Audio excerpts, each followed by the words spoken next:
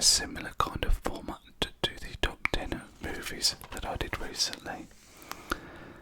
If you do enjoy this video, it would be awesome if you could leave a like on it to help spread it to other people who also might enjoy it and find it relaxing. And if you are new to the channel, please do subscribe for more ASMR content to come in the future and to help the channel grow. But as I say, top 10 video games, much like the film top 10 that I did, I will say that this top 10 could change on a weekly, even a daily basis, but as of this evening, these are the 10 that I am feeling. So naturally, with the channel being called Skateboard ASMR, we will rightfully start at Skate, and more specifically Skate 3. Now, I've always played skateboarding games growing up. Originally, it would have been the Tony Hawk's games, you know, Pro Skater 1, 2, 3, 4, Underground, all that stuff. But when the original Skate was released, it kind of transformed the landscape of skating games, and in my opinion, these became the go-to games for skateboarding. It had a very different way of playing compared to the Tony Hawk's games. It felt more realistic, even though it's not really more realistic, but the way you use the stick to do the tricks rather than the buttons just felt very satisfying to me. And yeah, I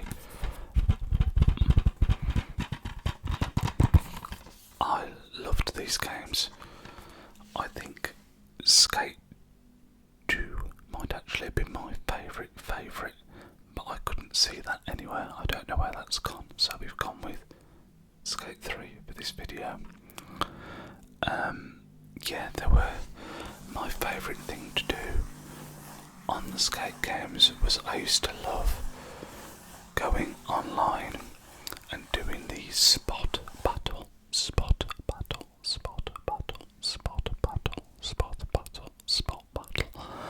which was basically where you and I think it was like 8 other players would just compete over like a 60-second period in an area, and so you could get the most points.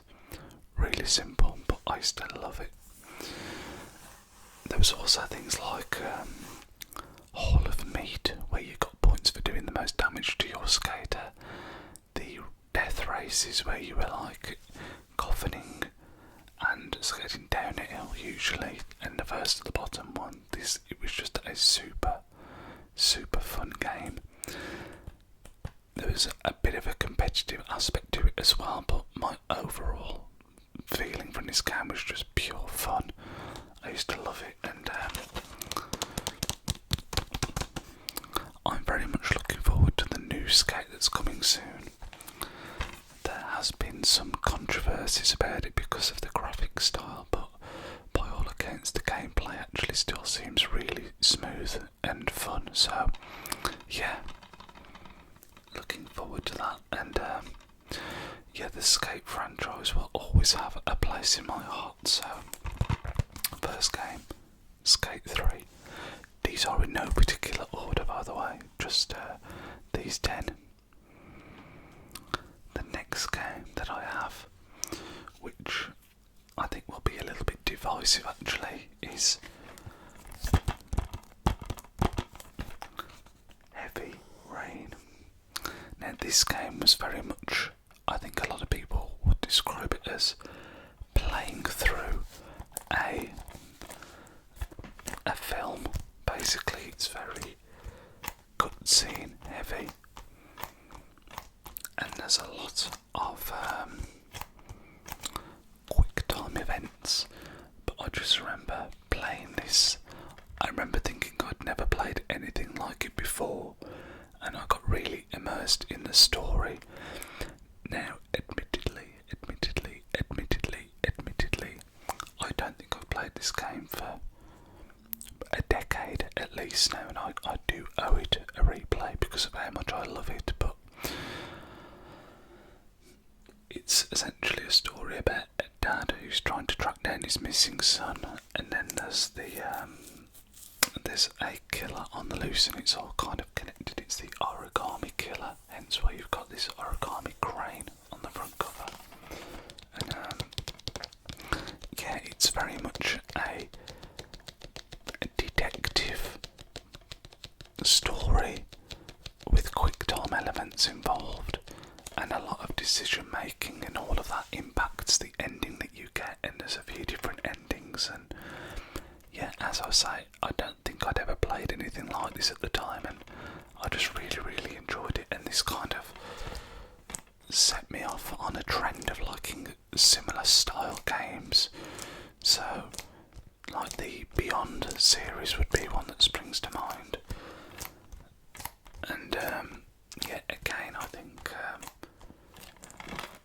a bit of a, I don't know if I'd say Skate is underrated, but I think this definitely would be classed to me as an underrated game. But yeah, Heavy Rain. Now, the next game, I'm looking at the pile next to me. We're gonna go for this here, Final Fantasy X.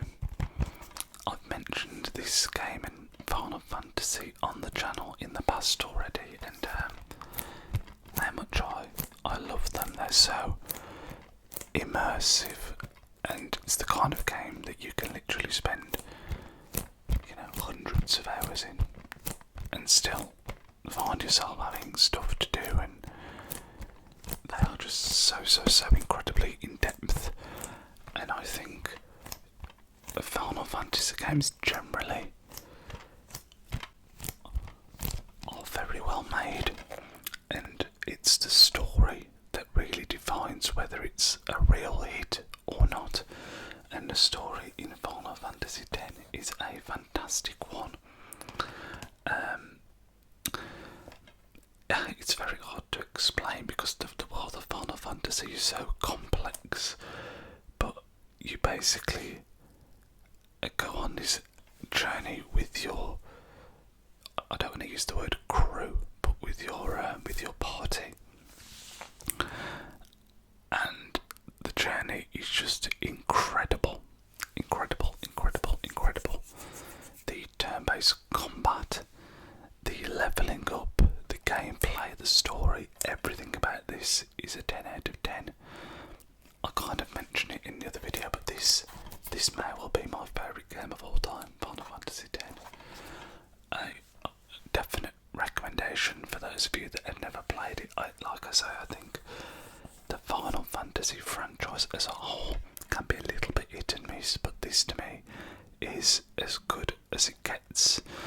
And the reason I've grabbed that one now, as I put that to one side, is because we also have here the Final Fantasy VII Remake. I did want to keep it to kind of one game per franchise, but there was a couple, this being one of them, Final Fantasy, and another that we'll come to in a minute, that I just couldn't leave out. These two to me are the epitome of the Final Fantasy franchise. I think 10 just shades it for me, which I don't think is a popular opinion. I think a lot of people would say that 7 is the best one, but both of them, as I say, have just got incredible story, incredible gameplay, everything about them, the characters, so memorable. This here is the remake that came onto the PlayStation 4, as this game was actually originally on the PlayStation 1, and yeah, they did an incredible job with this, bringing it up to 2025, or well, it would have been 2024 when this came out, maybe even 2023, but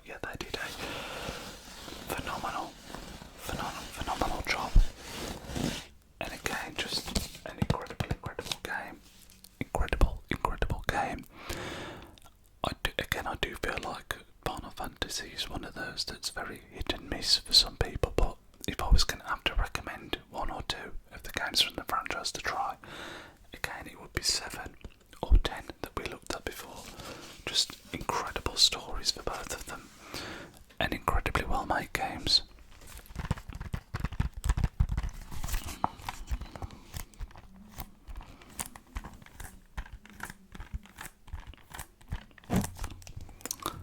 Mass Effect 2. Another franchise that I am a huge fan of. This, though, I think many people will agree, number 2 was definitely where it peaked. You're going to see some similarities here with what I enjoy with video games, because although this is nothing like Heavy Rain in the way it plays, there are similarities in terms of decision making affecting the story and different endings and that kind of thing. So that is something I love in a video game, and something that features very heavily in Mass Effect 2, in all the Mass Effect games in fact.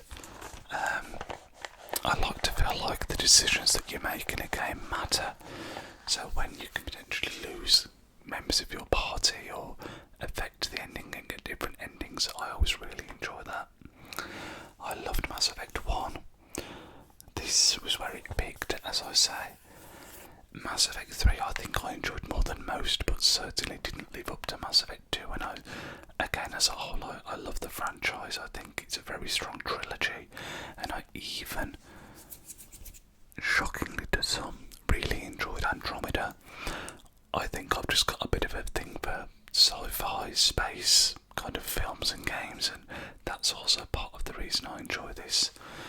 I also loved the amount of customization that you could have in terms of your main character. You can have a male or female shepherd, or call it him or her, whatever you prefer, and you can kind of customise all the armour. I think you can customise the guns as well and make them different colours if I remember correctly, and all of that just made for a super immersive game. And I don't know, if you played this in 2025, I don't know how you would feel, but at the time this came out it felt so big and there was so much to explore. It was incredible, and again, as I say, a franchise that I'm generally a massive fan of. So Mass Effect, you were interested in picking this up. Now actually there is like a remake package where you can get, I think, 1, 2 and 3 all in one. It's like called a legendary edition, and it's a good way to do it because they kind of iron out some of the bugs from the original, and it wasn't a perfect game, but again I thought it was super immersive, and it was one of those where the bugs almost added to the feel of the game. But yeah, Mass Effect, a franchise that I love. This one is a little bit out there. The next one we've got Splinter Cell Double Agent. Now the reason I love this game so much, that the story was good. It was good. It wasn't, I'd say it's like an 8 out of 10 story. It's strong, it's good. But the reason I love this game so much was the online. There was a mode. It was, it's been so long. I mean, this here is Xbox 360, which is probably my favourite console of all time, and just there are so many memories I have from playing online on the 360. I think it was called like Mercs versus Ops or something like that, and it was such a unique idea at the time for an online mode, and not one I've really seen exactly the same since. It's effectively like a kind of like a capture the flag meets domination. You had one team that had to defend these little download points, and they were just soldiers basically that could patrol the map. You could walk around, but you couldn't climb up or go through vents or anything like that. And then you had the spies, Slasher star character, and they had to sneak into the map, download from the download point, and then escape without being killed. But when you would start downloading, you would alert the other team and they'd be able to see where you were, and the whole thing was so unique, and I spent hours and hours and hours and hours and hours and hours and hours and hours and hours and hours and hours and hours on that game mode. It was, like I say, super unique, fun, strategic. It was a phenomenal game mode, and I don't think I've ever seen it since. Let me know if you've seen it in another game. I'm sure there will be someone out there that knows what I'm talking about, but yeah, I have so many fun memories of this game, and as I say, a lot of it is down to that multiplayer, and yeah, I do truly think that the Xbox 360 was a golden era when it comes to gaming, but I think that one, Splinter Cell, is the last 360 game that we'll be looking at today. I could be wrong, but the next one actually goes back even further than the Xbox 360, and this is a game that I know so many of you will also have fond memories of.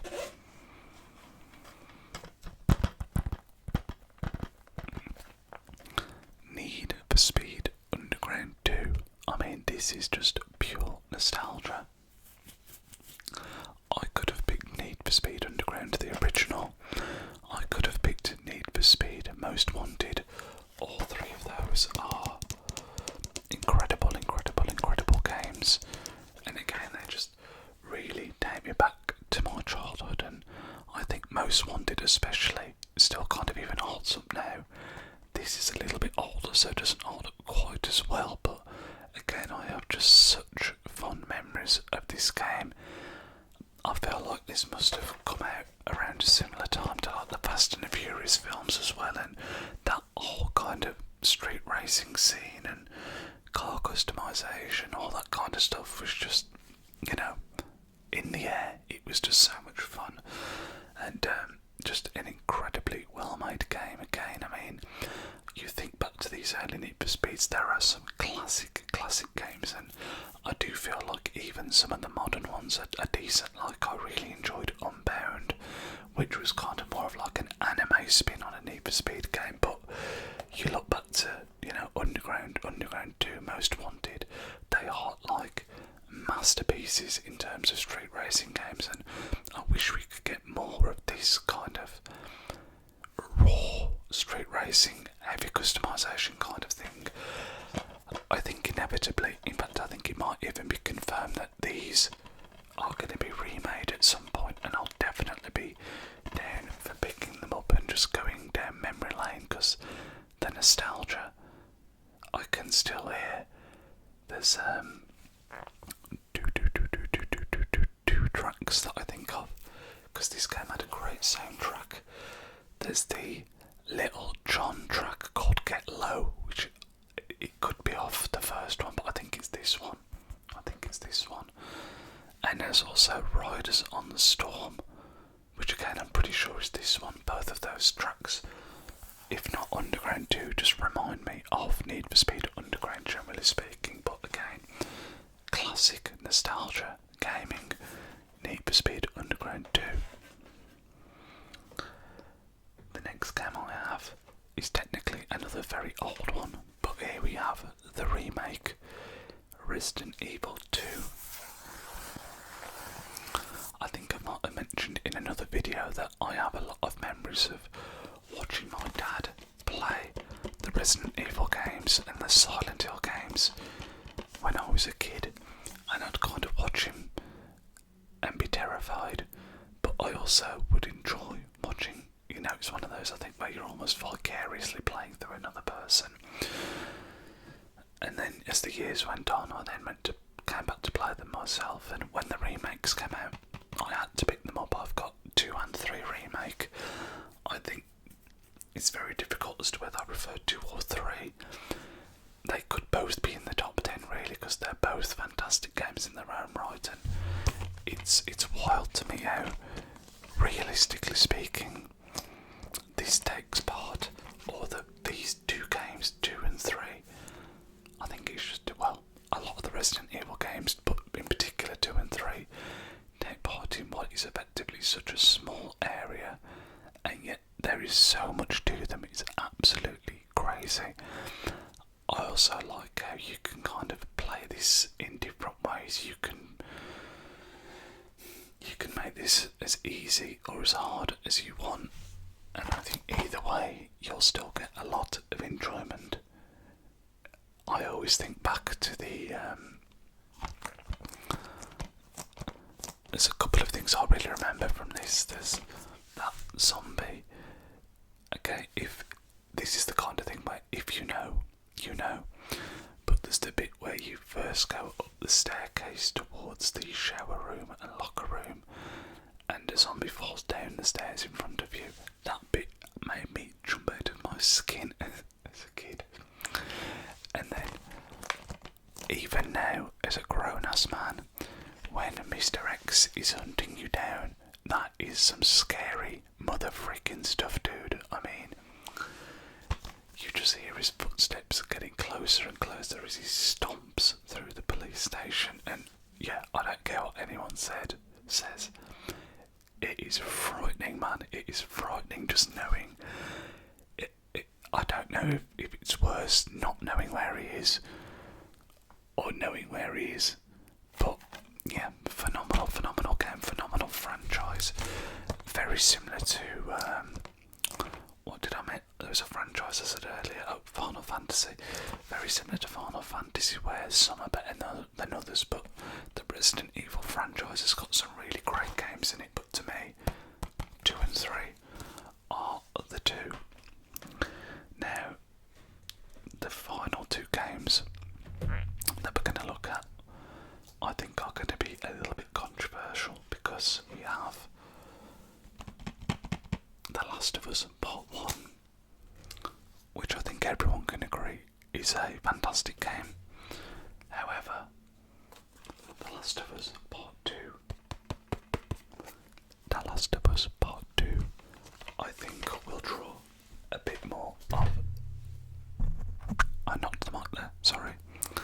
I was saying The Last of Us Part 2 here, I think will cause a bit more division in terms of opinion.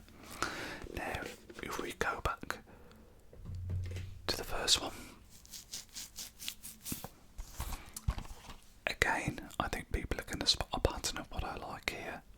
Fantastic story, great gameplay, but it's all about the story, really. Super emotional, fantastic journey, incredible character development. You go on this journey with Ellie and Joel that is just like, I feel like you cover all emotions. Like every emotion gets hit at some point in this game. There's obviously the TV show that's been out recently as well that I'm sure a lot of people have seen, but just seeing Ellie and Joel and that relationship develop, Joel, I'm hesitant to talk about certain bits because I don't want to spoil the games, but yeah, if you know, obviously you know, Joel goes through a lot, and Ellie kind of develops in from, although she's always a little bit sassy, she becomes very competent and more independent, and yeah, again, phenomenal story, and I love the gameplay as well, especially in these remakes, because this plays better than the original. They took a lot of the elements from the second game, implemented them into this, which makes it a lot more playable as like a modern replay through, so to speak. But you go from that into the second game, and because of certain events that unfold, a lot of people aren't so keen on this one. But I just still think that the story is phenomenal. The gameplay on this is as good as on any game you will ever play. I mean, the combat is smooth. There's different ways to approach it. It's graphically a beautiful game, and again, despite everything that happens in the story, I still really enjoy it. And again, I know that's going to be controversial, but yeah, the gameplay in the Last of Us games is fantastic. I think there's something about getting a bow and arrow, sneaking around and taking down a squad of enemies that's satisfying, and The Last of Us does that really, really well. I love the crafting system. I mean, to be honest with you, there is nothing that I don't love about these two games, the first and the second one. Yes, I kind of wish what does happen in this one didn't happen, because of, if you know. But I just think, even when playing as Abby, which I know a lot of people didn't enjoy for the reasons we're not going to talk about, I just loved it. I thought, again, it's just such a well put together game. I think when you think of developers that release top tier games, Rockstar always springs to mind. You think of Grand Theft Auto, Red Dead Redemption. A Rockstar game could have easily been in his top 10. But I also think of Naughty Dog, who have had some incredible titles, and yeah, The Last of Us is the best of them, in my humble opinion. But as a recap, we have The Last of Us Part 1. We have The Last of Us Part 2. We have Resident Evil 2. We have Need for Speed Underground 2. We have Splinter Cell Double Agent. We have Mass Effect 2. We have Final Fantasy 7.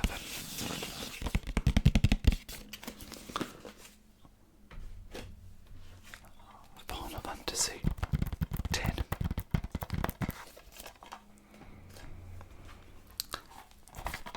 Heavy Rain. And last but not least, we have Skate 3. Let me know if any of these games would make your top 10. And if not, which games would? I kind of don't know how I've done this list and not included a Grand Theft Auto, but here we are. That is going to end off the video there, guys. I hope you did enjoy, and have a wonderful rest of your day, whether it's morning, afternoon, or evening. I will catch you all in the next one. See you soon, guys.